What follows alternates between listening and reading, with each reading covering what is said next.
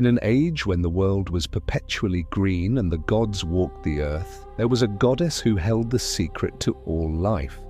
Her name was Demeter, sister of Zeus, and she was the heart of the harvest. Where she stepped, wheat grew tall and orchards burst with fruit. The world was a symphony of abundance, and at its center was her greatest joy, her daughter, Persephone. Persephone was spring personified. Flowers bloomed in her footsteps, and her laughter was like sunlight dancing on a clear stream. She was known as Kor, the maiden, the very essence of life and innocence. But innocence has a shadow, and in the dark realm beneath the earth, a lonely king watched her. Hades, lord of the underworld, was captivated by her light, and he desired it for his own. One sun-drenched afternoon, while Persephone gathered narcissus blossoms in the meadows of Nysa, the world itself seemed to hold its breath.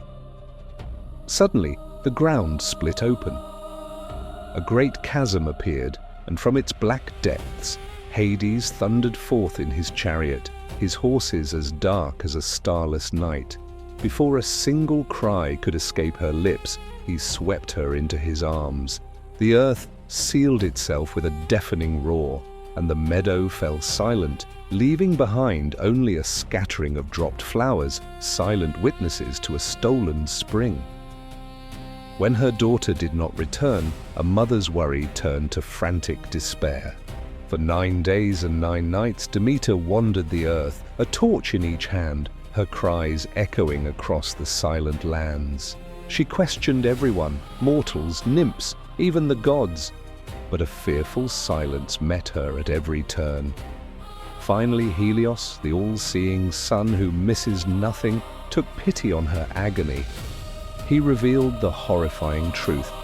Hades has taken your daughter to be his queen, and Zeus, your own brother, gave his blessing to the union.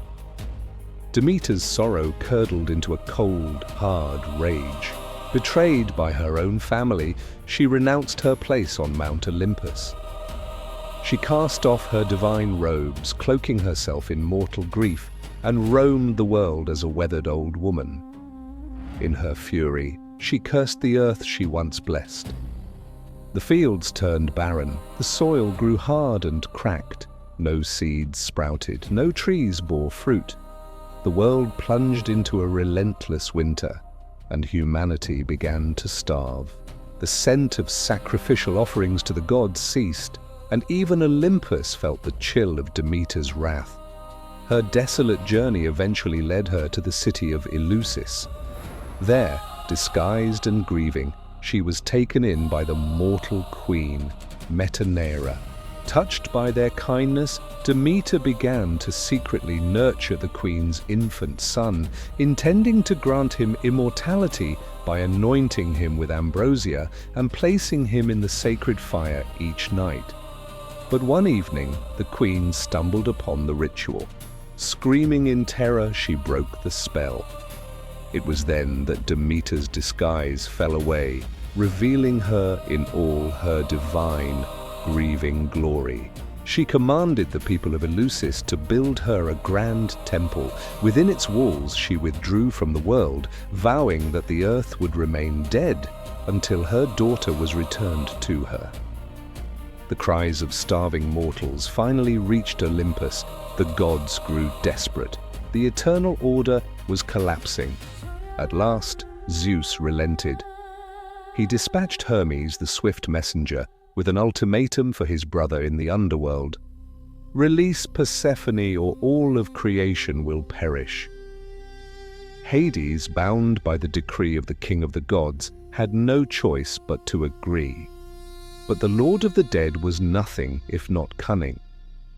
Just as Persephone prepared to leave, he offered her a final gift, a glistening ruby-red pomegranate. Starving and hopeful, she accepted, eating just 6 small seeds. It was a simple act, but one with eternal consequences. For anyone who consumes the food of the underworld is forever bound to it. The moment Persephone emerged into the light, Demeter's joy was so immense that the world burst back to life. Flowers erupted from the ground, trees sprouted green leaves, and the warmth of spring returned. But their reunion was bittersweet. When Demeter learned of the pomegranate seeds, her heart sank. Zeus delivered the final bargain. Because she had eaten the food of the dead, Persephone had to return.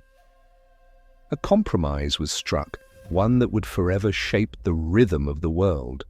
For 6 months of the year, Persephone would live with her mother, and the earth would celebrate with the glorious seasons of spring and summer.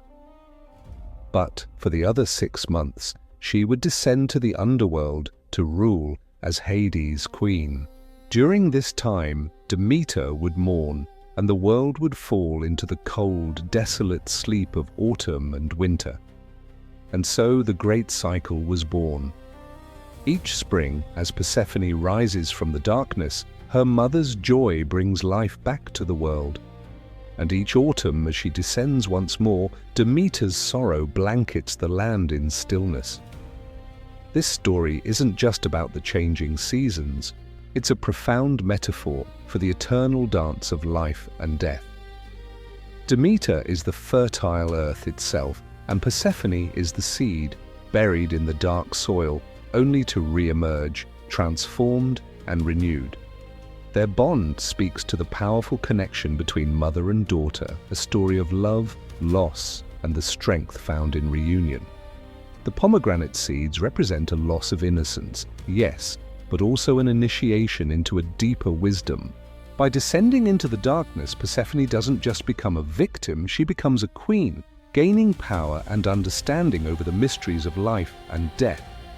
This powerful narrative of descent and return formed the basis of the Eleusinian mysteries, the most sacred religious rites in ancient Greece.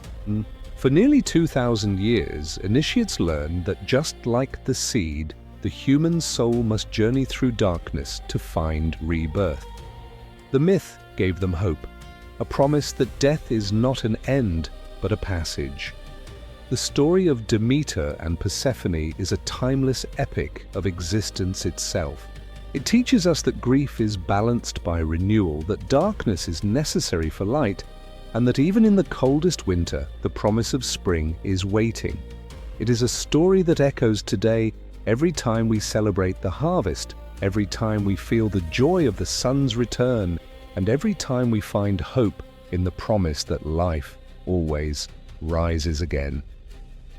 Thank you so much for journeying with us through this incredible myth. If you enjoyed this story and want to explore more tales from the ancient world, don't forget to like, subscribe, and hit that notification bell. We'll see you in the next one.